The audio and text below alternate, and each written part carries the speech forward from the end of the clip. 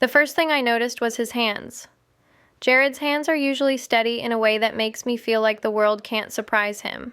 He's the guy who can thread a needle without squinting, who can slice tomatoes paper thin, who ties garbage bags into perfect knots like it's an art form. But that night, when I said, "I need you to tell me the truth," his fingers started to tremble like they belonged to someone else.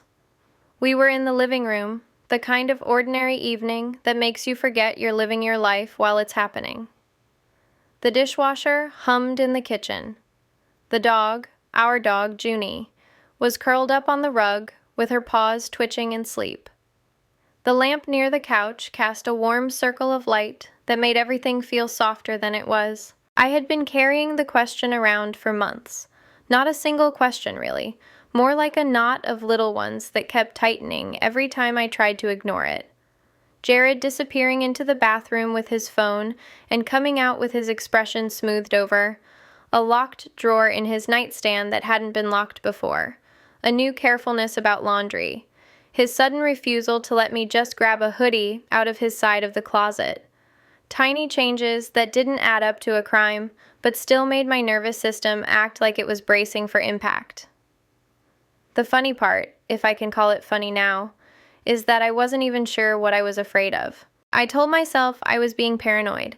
I told myself marriage gets weird in quiet ways.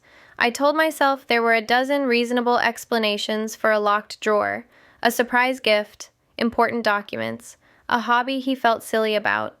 I told myself a lot of things, mostly because it felt better to keep the story in my head than to risk saying it out loud and being wrong. But the distance between us had started to feel like an extra piece of furniture in the house, something I kept bumping my hip on in the dark. That evening, Jared sat on the far end of the couch as if the space between us could protect him. His leg bounced, heel tapping the floor in a steady rhythm that didn't match the calm of his face. He was wearing his usual faded black t-shirt, soft gray sweatpants, socks with a hole in the toe he refused to throw away. His hair was still damp from his shower, and it made him look younger, almost boyish, like someone who hadn't had to practice being composed. I kept my voice gentle on purpose, not because I wasn't scared, because I could feel something in him that was bigger than the secret itself, something like panic. "Hey," I said, turning my body toward him. "Can we talk?" He looked up like he'd been underwater. "Yeah, sure." The lie and sure sat there between us. I didn't call it out. I just breathed in slowly, the way my therapist taught me years ago, and tried to keep my need for answers from turning into an interrogation. "I've noticed you've been tense," I said, "and I don't want to guess anymore." His jaw tightened. "I'm fine." There it was, the automatic door slam. I felt my own frustration flare up, hot and familiar, and I tasted the old temptation, push harder, corner him, demand he explain himself until I felt safe again. But I'd done that version of myself before. It never made anything safer. It just made us both smaller. So I took a different route. "I'm not asking because I'm trying to catch you," I said. "I'm asking because I miss you." That made him blink. His face changed, like something flickered behind his eyes. He opened his mouth, then closed it again. He looked down at his hands. His fingers were shaking now, just slightly, like a faint tremor under his skin. I swallowed. "Jared?" He let out a breath that sounded like it hurt. "I don't know how to do this," he said, voice rough. "Do what?" "Say it," he whispered. A strange calm settled over me. Not relief, exactly, but clarity. Like my body recognized that we had reached the moment where the unknown was about to become known, and I realized, with a soft shock, that the unknown had been doing most of the damage. I scooted closer, slow enough that he could have asked me to stop. He didn't. His shoulders stayed high, like he was bracing for a blow. "I asked you to tell me the truth," I said quietly. "But I want to say something first." He looked at me, eyes wide. "I'm not your judge," I told him. "I'm your wife." His throat bobbed, his hands tightened together. And then, like my words loosened something he'd been holding shut, his face crumpled. Not into dramatic sobbing, but into that raw expression people get when they've been pretending too long. "I'm scared," he said, almost too quiet to hear. "I know," I whispered. He shook his head, a tiny, frantic movement. "No, like—" He pressed his palm to his chest, like he was trying to keep his heart from escaping. "Like I'm going to ruin everything, like you'll look at me and see—" He swallowed hard. "And you'll never unsee it." I watched him.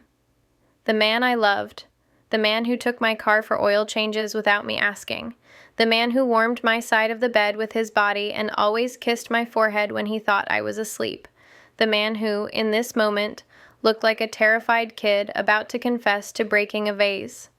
My chest tightened with tenderness and grief. "You're not going to ruin everything by telling me who you are," I said. "You're only hurting us by carrying it alone." He pressed his lips together so hard they went pale. Then he nodded once, stiffly, like he'd made a decision he couldn't take back. "I dress," he said, and it came out strangled. "Sometimes." I stayed very still, not because I was shocked, though there was a jolt of surprise, but because I could feel how fragile the moment was. Like if I reacted too quickly, he'd retreat and lock the drawer in his chest again. "You dress," I repeated softly. "Like, in my clothes?" His eyes squeezed shut. "Not your clothes," he said quickly. "Not like stealing, not like that." "Okay," I said. "Tell me." His hands shook harder now, and he hid them between his knees like he was ashamed of their betrayal. "I buy my own stuff," he whispered. "I hide it. He swallowed. "I've been doing it for years, before you, before we even met." I felt something inside me unclench, not because the confession itself explained everything, but because it was a truth, something real, solid, not a shadow I had to chase. "And you didn't tell me because—" I asked, even though I knew. "Because it's embarrassing," he said, voice sharp with self-loathing. "Because I'm not supposed to want it. Because every time I tried to imagine telling you, I pictured you laughing, or being disgusted, or—" His breath hitched. "Or thinking I'm not a man." There it was, the core wound, not the clothes. The fear of losing the category he believed he needed to be loved. I reached out, palm up, and waited. After a second, he slowly placed his hand in mine. His fingers were cold. "You are a man," I said, firm and gentle at the same time, "and you're also a person, and people are complicated." He made a sound that wasn't quite a laugh and wasn't quite a sob. His eyes glistened. "It's not even about being a woman," he said quickly, like he needed to clarify. I don't know what it means exactly. It's just, I like how certain fabrics feel. I like the way certain things look." His cheeks flushed deep red. "I like the softness, the delicacy, He bit his lip, ashamed of the word. "Pretty. Pretty."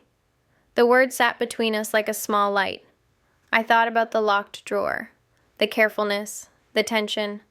All of it made a heartbreaking kind of sense. He hadn't been pulling away from me. He'd been pulling away from the risk of being seen. "Do you want to show me?" I asked. His head snapped up, eyes wide. "No, I mean—" He shook his head, panicked. "I can't. Not now."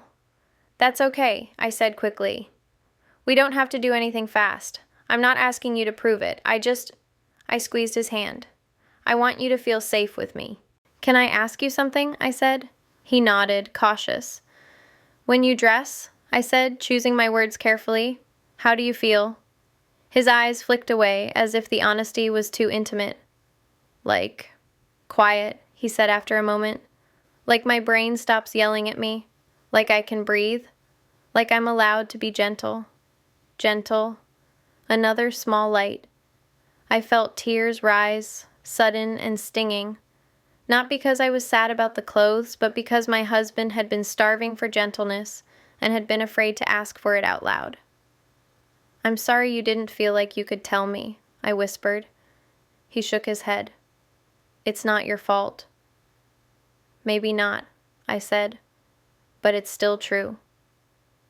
He looked at me then, really looked. His eyes were wet, and in them I saw something like a question. Do you still want me? I answered it with my body before my mouth could tangle up. I leaned in and kissed his cheek. A soft, simple kiss. No performance, just contact.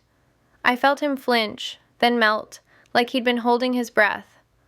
I love you, I said, and I'm here. His breath shuddered out of him. For a second he just stared at me, stunned, like he'd been preparing for disaster, and instead found warmth. You're not mad? He whispered.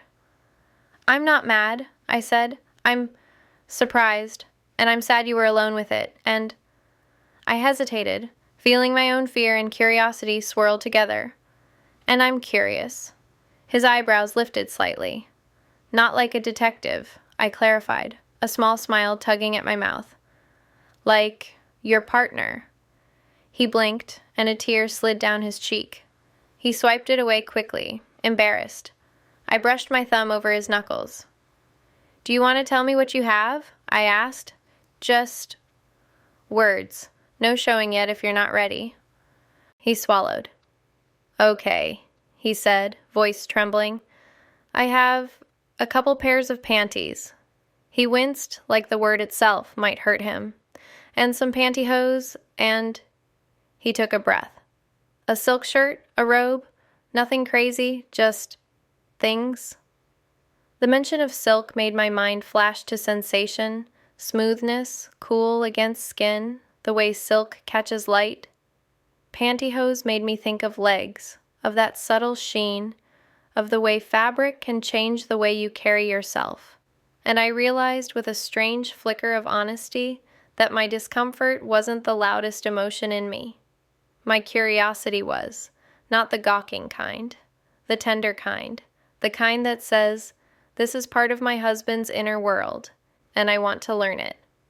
I sat back a little and studied him, Jared with his damp hair and shaking hands and a face that looked like it had been held together with tape all day, and was finally peeling open. Can I tell you what I'm thinking? I asked. He nodded, wary. I think, I said slowly, I've been scared of the wrong thing. His brow furrowed. I've been scared you were leaving, I admitted, or hiding someone else, and instead, you were hiding yourself, and I hate that you felt like you had to. His eyes squeezed shut. I didn't want to burden you. That's not what burden means, I said, gently but firmly. Marriage is literally the place where we bring each other the heavy things. He let out a shaky laugh through his tears. I didn't know if you'd want to carry this one. I leaned forward, resting my forehead against his for a moment. His skin was warm. His breath smelled like mint toothpaste. I already am, I said, but I'd rather carry it with you than around you. For a moment, neither of us spoke. The dog snored softly. The dishwasher continued its steady hum, like the house was trying to be normal while something fundamental shifted. Then Jared whispered, "There's more." I pulled back slightly, meeting his eyes. "Okay." He swallowed hard. "I like how it looks," he said, "on me." The words seemed to cost him. His cheeks went pink, his gaze dropping. He looked like he expected disgust, like he expected me to recoil. Instead, I felt a pulse of something that startled me. Affection? Yes, but also a kind of warm intrigue. The same feeling I get when I discover something new about someone I thought I knew completely. "Do you ever wish you could do it without hiding?" I asked. His shoulders shook in a tiny shiver. "Yes," he admitted, "but I don't think that's possible." "It might be," I said softly, "at least with me." He stared at me as if he didn't trust the floor under his feet. "You mean you'd be okay with it?" "I'm saying I want to explore what okay actually looks like," I replied. "Together." He swallowed, blinking fast. "What if you can't handle it when you see me?" "Then we talk," I said, "and we go slow, and we don't punish each other for being human. That seemed to land somewhere deep in him. His shaking eased a fraction. He took a deep breath, like he was testing whether the air was safe. "I could show you," he said finally, voice barely audible. "If you want, but—" He shook his head. "If you laugh, I don't know if I'll survive it." The rawness of that made my throat tighten. "I won't laugh," I promised. "And if I make a face, it'll be because I'm processing, not because you're wrong." He nodded, eyes still frightened. I stood up slowly, as if sudden movements might spook him. "Do you want to do it tonight?" I asked. "Or do you want to wait?" He hesitated, then nodded once. "Tonight," he whispered. "If I don't, I'll go back to hiding, and I'm tired." The word tired broke something in me, because I knew that tired. I knew what it felt like to drag parts of yourself behind you, like a heavy suitcase you didn't want anyone to see. "Okay," I said. "Tonight." He stood too, but his legs looked unsteady. He followed me down the hall to our bedroom like he was walking toward a cliff edge. I kept pace beside him, not ahead, not behind. A quiet companionship. In the bedroom, he went to the nightstand and stared at the drawer for a second before unlocking it.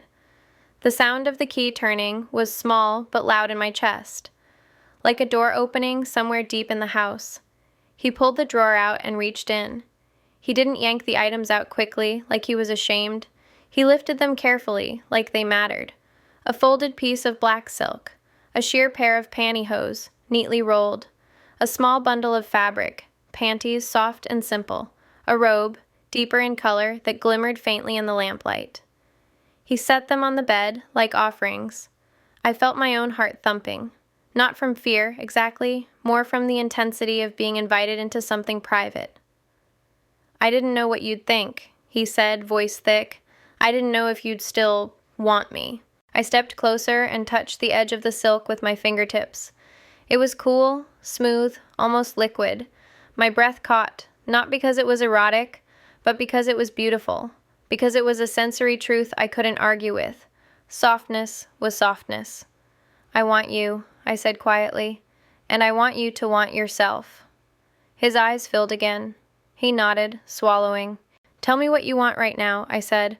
"Not long term, not in general, just right now." He stared at the items, then at me.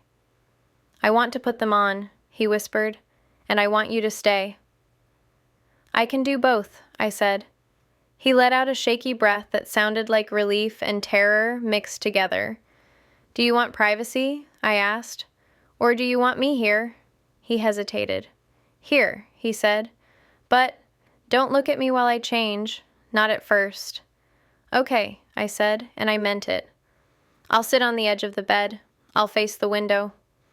I did exactly that, giving him space without leaving him alone. The curtains glowed with city light softness from outside. I listened to the quiet sounds behind me. Fabric shifting, the soft whisper of pantyhose sliding up legs, the pause between movements when nerves spike. I didn't turn. I didn't rush him. In that moment, something clicked into place for me. This wasn't about me being cool or open-minded or any badge I could wear. This was about trust, about safety, about not making his vulnerability into a spectacle. "Okay," he said finally, voice trembling. "You can look." I turned slowly. Jared stood near the foot of the bed, shoulders tense, hands clenched, and then unclenched at his sides. He wore a simple silk top that caught the lamplight along his chest and arms. His legs were covered in sheer black pantyhose that made the skin beneath look subtly luminous. The panties were mostly hidden by the hem of the shirt, but I could see the waistband. Soft, understated, nothing theatrical, nothing exaggerated, just him wearing softness. He looked like he was bracing for impact. My first thought wasn't, "This is weird." My first thought was, he looks exposed, not in a physical way, in an emotional way. Like he'd stepped out of armor and didn't know if the world would hurt him. I let my face stay gentle. I let my voice stay calm. "You look beautiful," I said, surprising myself with how true it felt as it left my mouth. "And you look like you're about to faint." His eyes widened. Beautiful? He repeated, like the word didn't belong to him. Yes, I said. Beautiful. His breath shook. I thought you'd think I look ridiculous. You don't, I said.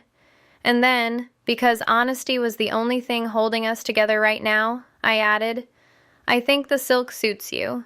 It makes you look softer, like you're letting yourself be seen.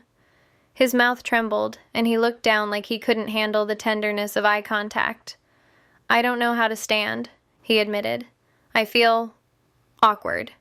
Come sit, I said, patting the bed beside me. He approached like he wasn't sure he was allowed. When he sat, he perched on the edge at first, rigid. His knees were together, his hands folded in his lap like a schoolboy. The pantyhose shimmered faintly with movement. The silk made a quiet sound when he shifted. I reached out slowly. Can I touch the fabric? I asked. He nodded, and his throat bobbed. Yeah. My fingertips brushed his sleeve. The silk was smooth and cool. Then my hand moved to his forearm, skin warm beneath the sheen. The contrast was strangely intimate, softness outside, steadiness underneath. How do you feel? I asked again, and this time my question was for the Jared in front of me, not the Jared I thought I knew. He closed his eyes for a second.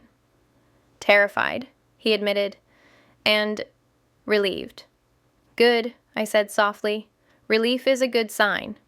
He laughed, breathless. You're taking this better than I deserve. That's not how love works, I said. You don't earn kindness by suffering enough. His eyes filled again. I kept trying to stop, he whispered. I kept telling myself I'd outgrow it. I kept trying to be normal. I felt a surge of protectiveness. Normal is overrated, I said, and you don't need to be fixed. He looked at me like my words were water after a drought. I need to tell you something, I continued, voice quiet. When you started shaking on the couch, the old part of me wanted to demand answers so I could feel safe. Like if I could name it, I could control it.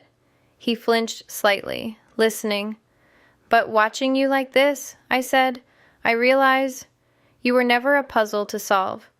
You were a person trying not to drown. His shoulders sagged, his breathing deepened.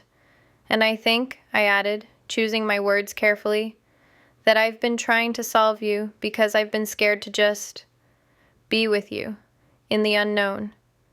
He stared at me, eyes wet. I didn't want to make you deal with the unknown. Marriage is the unknown, I said softly. It always has been. He swallowed, blinking fast. Do you like it? He asked, voice barely audible. The question was loaded. Do you like the clothes? Do you like me? Do you like this version? Do you still want me? I felt all of it in the tremor of his voice. I took his hand and placed it over my heart so he could feel how steady it was trying to be. I like you, I said, and I like that you're trusting me. He exhaled, shaky. That's not what I meant, he admitted, embarrassed. I nodded slowly.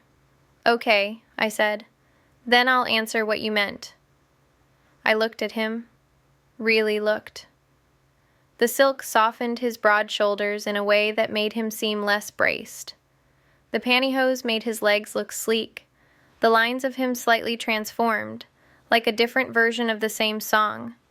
And something inside me warmed, not in a crude way, but in a deeply human way. Attraction can be a kind of recognition, a kind of intimacy. I didn't expect it, I said honestly, but yes, I think the silk is gorgeous on you, and the pantyhose. I smiled gently. It's kind of compelling. His eyes widened like he couldn't believe I said it out loud.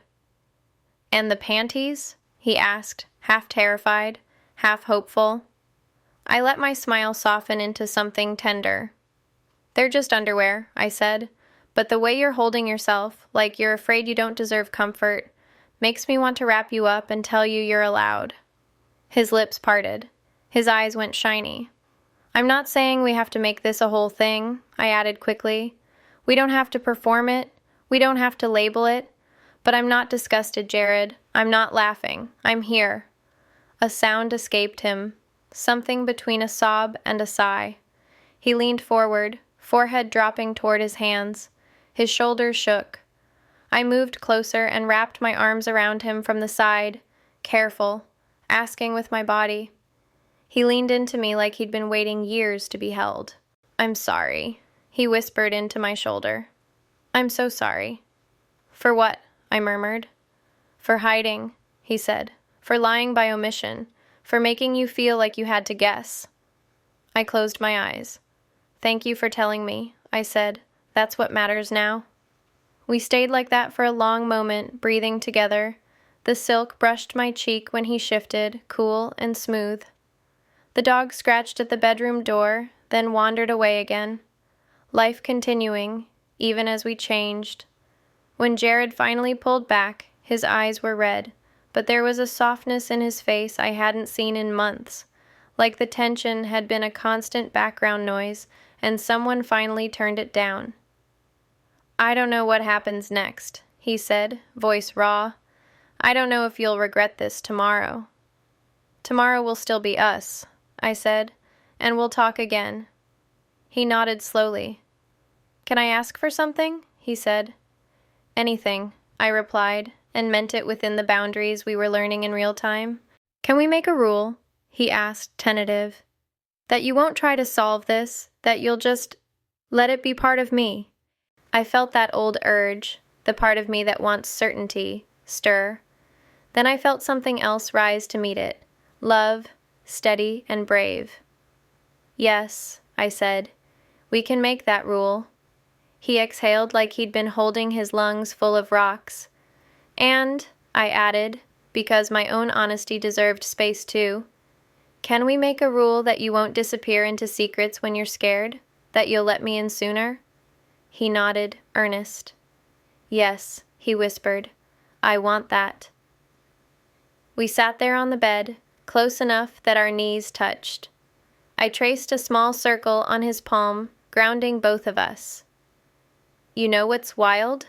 I said, trying to lighten the air without dismissing it. "All this time, I thought your secret would be something that meant you didn't want me." Jared's brow furrowed. "I always want you," he said, voice fierce with sincerity. "This was never about replacing you." "I know," I said softly. "But fear doesn't care what's true." He nodded. "I hate that I scared you." "I scared me," I admitted. "My brain went looking for a villain, and it almost made you one." Jared's eyes flicked up, startled. "You thought I thought a lot of things," I confessed, cheeks hot, "and none of them were as human as this." He stared at me for a moment, then gave a small, watery laugh. "So my big secret," he said, gesturing weakly at his outfit, "is silk." "Silk and honesty," I corrected gently, which, honestly, is a better combination than whatever I was imagining. His laugh turned into a shaky exhale. He looked down at the fabric, stroking the sleeve like it was a comfort object. "I feel lighter," he said quietly. "Like I can stop guarding the drawer." I leaned my head against his shoulder. The silk brushed my temple. "Good," I whispered, "because I want us to be the kind of marriage where drawers don't have to be guarded." He turned his face into my hair and pressed a kiss there, soft and grateful. Later, when the lights were off and we were curled together, Jared asked if he could keep wearing what he'd put on for a little while, not as a show, as comfort. "Of course," I murmured in the dark, my hand resting on his chest where his heartbeat was steady again. He sighed, one long, easing breath. "Thank you," he whispered. I realized then that the confession wasn't the climax, the shaking wasn't the crisis. The real turning point was quieter, the moment I stopped trying to fix the fear by getting answers and started offering safety by staying. I didn't have to solve him. I just had to love him like he deserved.